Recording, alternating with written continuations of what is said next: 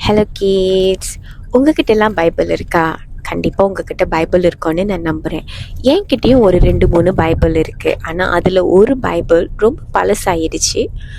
அப்புறம் அது மட்டும் இல்லாமல் அந்த பைபிள் பார்த்தீங்கன்னா அந்த ஹாஃப் பேஜ் வந்து கவர்லேருந்து வெளியே வந்துருச்சு. அப்புறம் ஃபியூ பேஜஸ் கிழிஞ்சு போயிடுச்சு. ஸோ இன்றைக்கி நான் என்னுடைய இந்த பழைய பைபிளை வந்து ரிப்பேர் பண்ண போகிறேன். ஓகேவா? உங்ககிட்டயும் இந்த மாதிரி ஏதாச்சும் பழைய பைபிள் இருந்துச்சுன்னா அதை வீசாமல் கண்டிப்பாக ரிப்பேர் பண்ணுங்கள். ஓகே, இப்போ இந்த வீடியோ பார்க்கலாம் எப்படி ரிப்பேர் பண்ணுறேன்னு. முதல்ல இந்த கிழிஞ்சு போன பேஜஸ்லாம் வந்து நான் ஸ்காட்ச் டேப் போட்டு ஒட்டுறேன். எப்படி என்னோட பைபிளில் உள்ள பேஜஸ் இப்படி கிழிஞ்சு போச்சுன்னு பார்க்குறீங்களா? என் வீட்டில் உள்ள சின்ன பேபி இந்த பேஜஸ் எல்லாம் கிழிச்சு போட்டுருச்சு. ஸோ அடுத்த வாட்டி உங்கள் வீட்டில் சின்ன சின்ன வாண்டுங்க இருந்தால் கண்டிப்பாக பைபிளை அவங்கக்கிட்ட இருந்து சேஃபாக வச்சுக்கோங்க.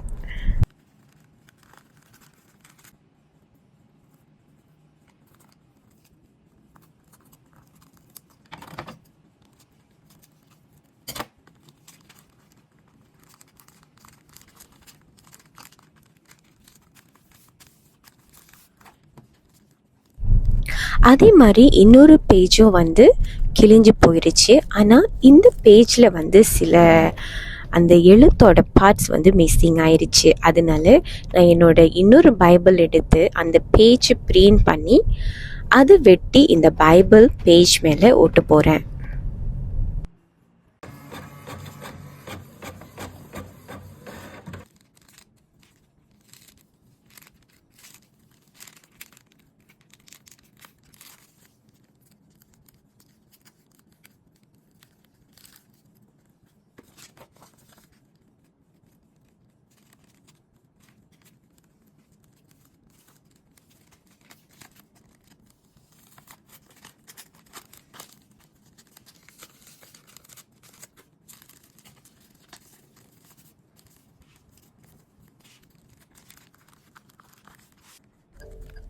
முன்னுக்கு பேஜ் மாதிரியே பின்னால் பேஜையும் பிரிண்ட் பண்ணி பின்னால் அதை ஒட்டுறேன்.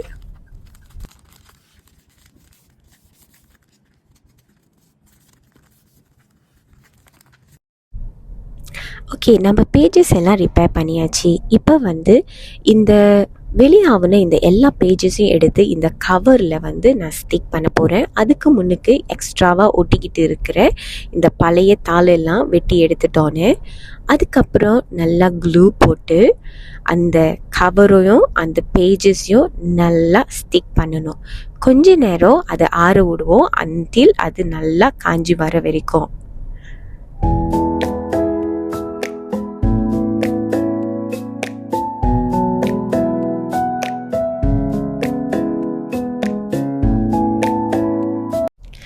இப்போ அந்த கவர் நல்லா ஸ்டிக் பண்ணிக்கிச்சு. அடுத்து நான் என்ன பண்ண போகிறேன்னா பைபிள் கவர் வந்து புதுசாக ஒரு கவர் போட போகிறேன், ஒரு அழகான கவர். ஏன்னா இது மறுபடியும் அடுத்த வாட்டி கிழிஞ்சு போகக்கூடாது சொல்லி. ஸோ இந்த அழகான ஒரு கோல்ட் கலர் பேப்பர் எடுத்து நான் என்னுடைய பைபிள் கவரை வந்து ரேப் பண்ணுறேன்.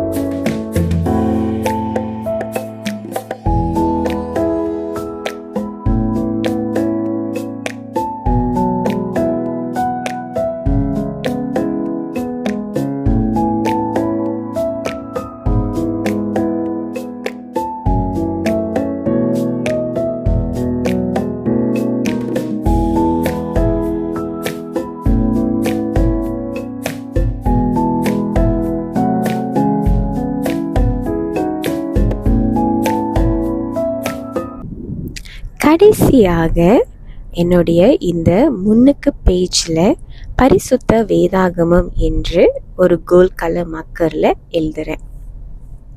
ரொம்ப அழகாக இருக்குல்ல? ஓகே, ஸோ இவ்வளோ தான் அதோட ப்ராசஸ்.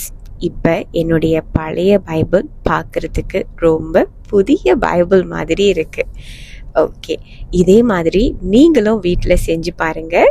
உங்கள் பைபிளை கிழிக்காமல் நல்லா பாதுகாத்து கொள்ளுங்க. ஓகே கிட்ஸ், இந்த வீடியோ வாட்ச் பண்ணதுக்கு ரொம்ப thanks. God bless you. Bye bye.